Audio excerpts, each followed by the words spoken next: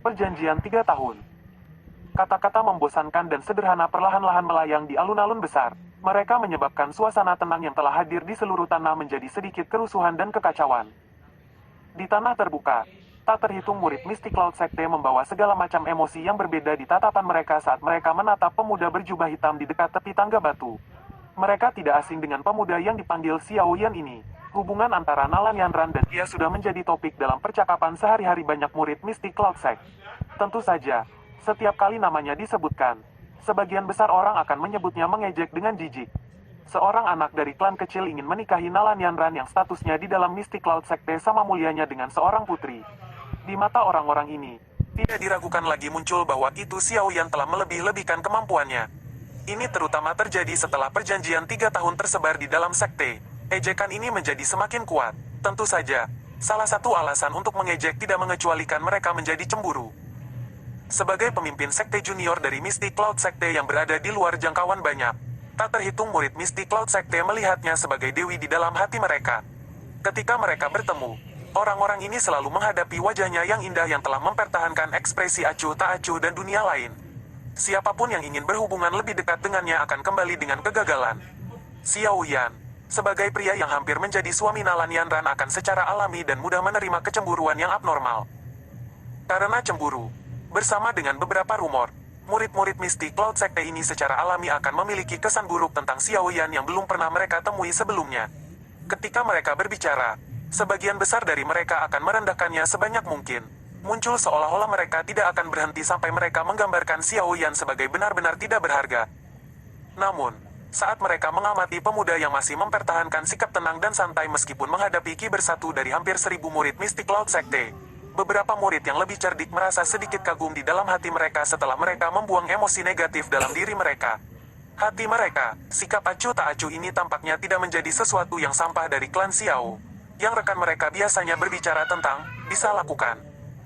Mata cerah Nalan Yanran menatap pria muda dengan sosok yang sedikit kurus jaraknya cukup dekat. Tatapannya berhenti di wajah yang halus dan tampan itu. Di tempat itu, dia masih samar-samar mengenali garis besar pria muda itu. Hanya 3 tahun yang telah menggilas kelembutan dan ketajaman pemuda. Pemuda yang saat ini di depannya tidak lagi memiliki kekuatan canggih yang tiba-tiba meletus di aula rumah klan Xiao saat itu. Mengganti itu menahan diri. Dia benar-benar telah berubah. Sebuah kalimat diam-diam muncul di dalam pikirannya. Tatapan Nalan Yanran sedikit rumit. Dia tidak pernah berpikir bahwa itu orang yang tidak berguna saat itu sebenarnya akan benar-benar bisa datang ke Mystic Cloud Sect tanpa rasa takut.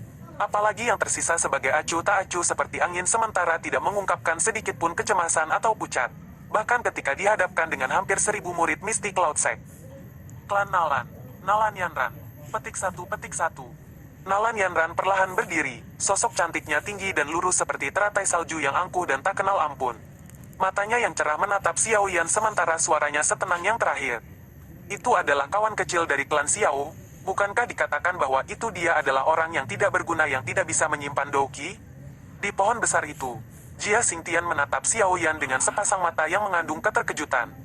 Dia dengan lembut tertawa, tetapi melihat hal ini, dia tidak terlihat seperti orang yang dengan paksa berpura-pura memiliki eksterior yang kuat saat sedang kosong di dalam. Selain itu, bahkan jika ketenangannya beraksi, mampu mempertahankan ketenangan ini di depan kekuatan bersatu yang diciptakan oleh orang-orang tua dari Mystic Cloud Sekte bukanlah sesuatu yang bisa dilakukan orang biasa. Petik 1.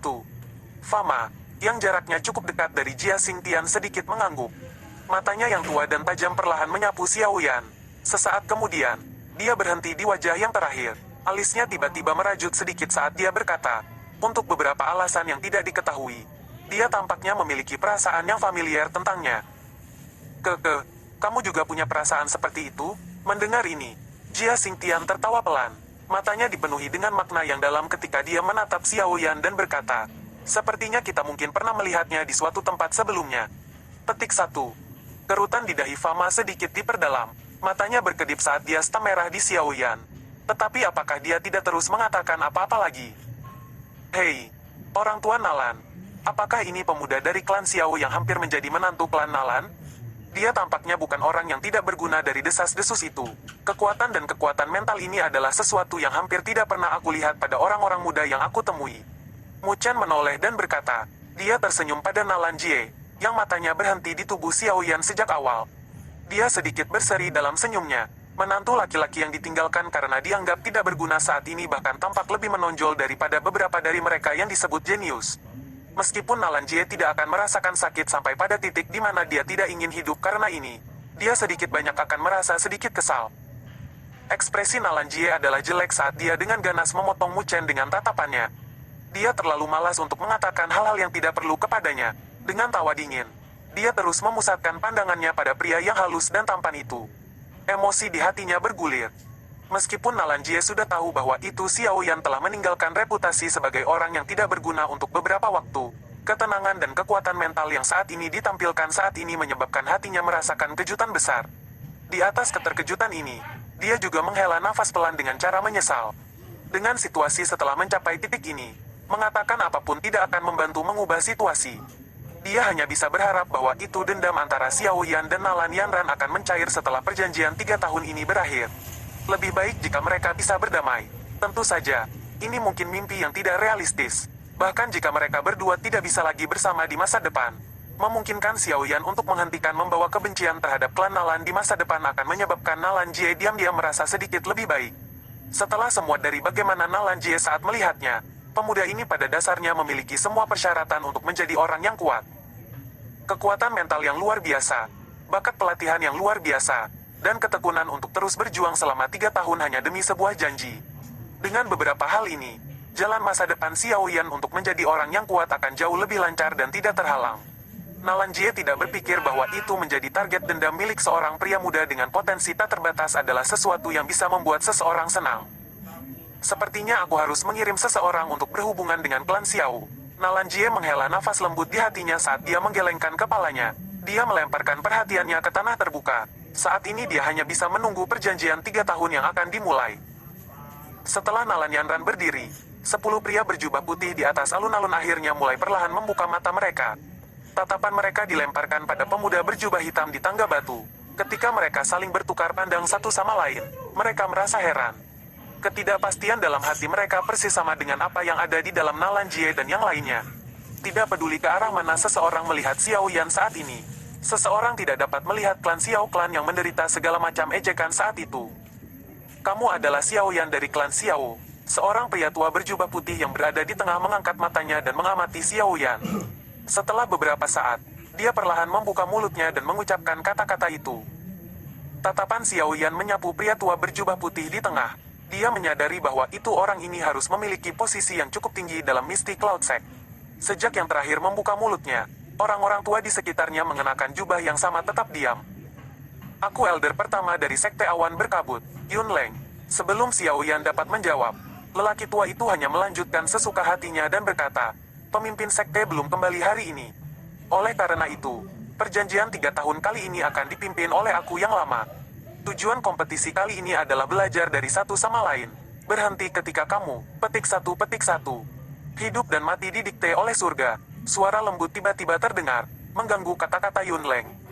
Tatapan di tanah terbuka berbalik ke arah suara. Akhirnya mereka berhenti di tubuh pemuda berjubah hitam yang tenang itu. Semua ekspresi mereka berbeda. Banyak orang tidak berharap bahwa itu Xiao Yan benar-benar akan mengatakan kata-kata seperti itu. Orang harus tahu bahwa itu lawannya adalah penerus Misty Cloud Sekte yang sekte telah fokus pada perawatan. Seorang pemuda yang berani. Di atas pohon-pohon tinggi, beberapa orang tua dengan karakter aneh tidak bisa menahan tawa. Beberapa dari mereka bahkan mengangkat ibu jari mereka di Xiao Yan. Mata Nalan Yanran terangkat sedikit. Dia menyaksikan pemuda berjubah hitam di depannya. Dalam gelap di mata yang kurang tampak seperti cahaya yang berdenyut dan berfluktuasi, yang sulit disembunyikan. Apakah itu kebencian? Beberapa saat kemudian, dia menganggukkan kepalanya. Suaranya keren, sesuai keinginan kamu. Mendengar jawaban Nalan Yanran, Yun Leng merajut alisnya sedikit bersama. Gangguan mendadak dari Xiao Yan telah menyebabkan elder pertama ini yang memegang posisi yang cukup tinggi di Misty Cloud Sect menjadi tidak senang. Dia juga menyadari bahwa itu Xiao Yan sudah dihapus dari reputasinya sebagai sampah sejak lama. Namun, bakat Nalan Yanran juga tidak lebih rendah dari miliknya. Selain itu, ada Misty Cloud Sekte yang merawatnya. Pertumbuhan kekuatannya bisa disebut sangat cepat. Jika mereka bertarung, Yun Leng tidak optimis terhadap peluang Xiao Yan. Anak muda, kamu harus selalu meninggalkan beberapa kelonggaran dalam semua hal yang kamu lakukan. Tetapi karena kamu telah membuat permintaan seperti itu, lakukan sesuka kamu. Hidup dan mati akan ditentukan oleh surga. Yunleng melambaikan tangannya dan berkata dengan lemah. Busur diangkat di sudut mulut Xiao Yan. Di dalam hatinya, dia tidak bisa menahan tawa dingin. Tinggalkan beberapa kelonggaran, saat itu, Nalan Yanran telah kejam.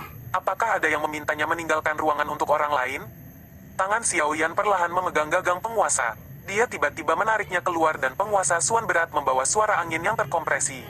Itu miring ke tanah dan angin sepoi-sepoi diciptakan dari tubuhnya, mengaduk semua debu di tanah. Sebuah doki berwarna hijau menyelimuti permukaan tubuhnya saat Xiao Yan menatap Nalan Yanran. Aku telah datang sesuai dengan perjanjian 3 tahun. Hari ini, mari kita selesaikan semua dendam masa lalu kita. Mohon bayar kembali semua penghinaan yang telah kamu berikan kepada klan Xiao saat itu. Petik 1. Nalan Yanran mengulurkan tangannya dan cincin penyimpanan berwarna emerald menyala di jarinya melintas. Sebuah pedang berwarna hijau pucat panjang muncul, tapi pedang sedikit miring, mencerminkan kedinginan yang lebat di bawah sinar matahari yang menuangkan. Mata cantik Nalan Yanran saling bertukar pandang dengan sepasang mata hitam gelap itu. Dia menghela nafas dengan sedikit menyesal ketika dia berkata, aku akan bertanggung jawab atas pernikahan aku sendiri. Meskipun 3 tahun telah berlalu, aku tidak berpikir bahwa itu aku melakukan kesalahan saat itu. Aku berhak memilih nasib aku. Mungkin beberapa tindakan aku tidak pantas ketika aku memilih. Namun, aku pikir aku masih akan membuat pilihan ini bahkan jika aku dapat kembali ke masa lalu. Petik 1. Tindakan kamu tidak pantas, Xiao Yan tertawa pelan. Hanya tindakan tidak pantas yang sederhana dan dia ingin menjauh dari tingkah lakunya yang kasar dan tidak masuk akal? Apakah ini tidak terlalu sederhana? Ekspresi Xiao Yan secara bertahap kembali ke ketidakpeduliannya. Telapak tangan memegang gagang penguasa menjadi semakin ketat. Sesaat kemudian, kakinya tiba-tiba melangkah maju. Di tempat mendarat, permukaan batu hijau keras sebenarnya memiliki beberapa garis retak menyebar. Sebuah doki berwarna hijau dan ganas yang berisi beberapa bibit api berwarna hijau dengan keras melonjak di permukaan Xiao Yan. Mari kita mulai saya.